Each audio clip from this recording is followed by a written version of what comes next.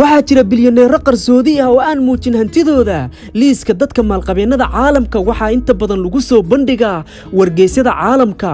wargeysyadaas waxaa ugu afdheer wargeyska Forbes ee alaaba ka faallooda arrimaha dhaqaalaha caalamka.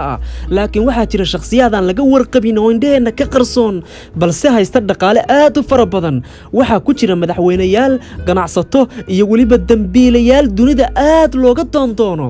haddaba maanta barnaamijkeena xogdoon waxaan kugula wadaagi doonaa 6 ka mid ah dadka ugu taajirsan dunida balse aan la ogeyn. fadlan intaanan barnaamijka u guda gelin waxaan kaa codsanayaa inaad videoga like dhaadid si uu bulsho badan u gaaro. sidoo kale haddii aad nagu cusub tahay inaad nagu soo biirtid iyaduna waxay noo tahay dardar iyo dhiirigelin cusub. waxaan ahay Haaruun Maxamuud, ku soo dhawow barnaamijka oo dhammaystiran.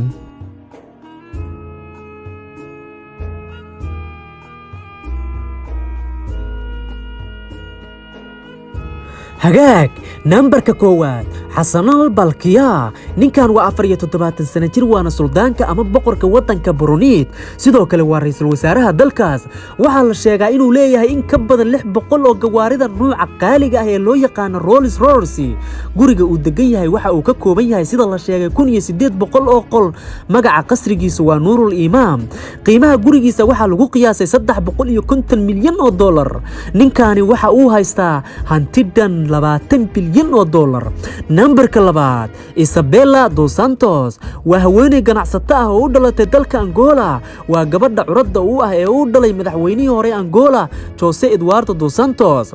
aabaheed wuxuu wadankan xukumayay intii u dhaxaysay sanadihii 1979 ilaa 2017 sida uu shaaciyay wargeyska Forbes ee alaaba ka faallooda arrimaha dhaqaalaha caalamka sanadkii 2013. korarka hantideeda waxay ku noqotay haweeneydii ugu horeysay ee bilyaneerad ka noqota qaaradda Afrika. waa dhanka dumarka dabcan. lacagteeda marka la isku geeyay waxay noqotay 3.6 bilyan oo dollar. nambarka saddexaad Daawud Ibrahim. ninkan waa burcadka ugu weyn dalka Hindiya. waxa uuna magaciisu ugu horeeyaa liiska ay sida weyn u doondoonayso dowladda Hindiya. wuxuu asal ahaan ka soo jeedaa deegaanka Dongori ee magaalada Mumbai. dowladdu waxay madaxiisa dul dhigtay 25 milyan oo dollar oo abaalmarin ahaan loo sii doono qofkii soo gudbiya macluumaad lagu soo xiri kara ninkan. waa nin hanti badan haysta, awood fara badanna leh. lacagtiisa waxaa lagu qiyaasay 3.1 bilyan oo dollar. nambarka afraad Vladimir Putin. dabcan ninkan waa taqaanaa. waa madaxweynaha dalka Ruushka. wuxuu ka mid yahay shakhsiyaadka ugu hantida badan caalamka laakiin ma muujiyo hantidiisa mana qirto. inta uusan siyaasadda ku biirin wuxuu ka tirsanaan jiray ciidanka sirdoonka Ruushka. lacagta uu haysta Putin waa 181 bilyan oo dollar. nambarka shanaad Kim Jong Un. kaba garab magaciisa waa jeegaxiirkii reer Kuuriya. waa madaxweynaha dalka Kuuriyada Waqooyi oo wadankaas xukumayay tan iyo sanadkii 2011. dad badani kama warqabaan inuu hanti xad dhaaf ah leeyahay ninkan maadaama inta badan shacabka dalkiisu ay yihiin dad sabool ah. dowladdiisuna ay saaran tahay cunaqabatayn dhaqaale. tan iyo sanadkii 2012 wuxuu gudoomiye u ahaa ururka shaqaalaha ee Kuuriyada Waqooyi. wuxuu iibiyaa ayaa la yiraahdaa kheyraadka dabiiciga ah ee dalkiisa.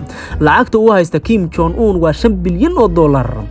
nambarka lixaad Bishaar al-Assad. dhiigyacabkii manaxaha ahaa ee aabihiis ka dhaxlay xukunka madaxweynenimo.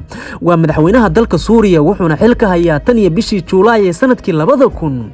aabihiis Xaafid al-Assad ayaa horay wadankaas madaxweyne uga soo ahaa intii u dhaxaysay sanadihii 1971 ilaa 2000. Bishaar al-Assad sidoo kale waa taliyaha ciidamada qalabka sida ee wadanka Suuriya isagoo tan iyo sanadkii 2011 la dagaalamayay kooxo mucaarad ah oo damacsanaa inay xilka ka tuuraan.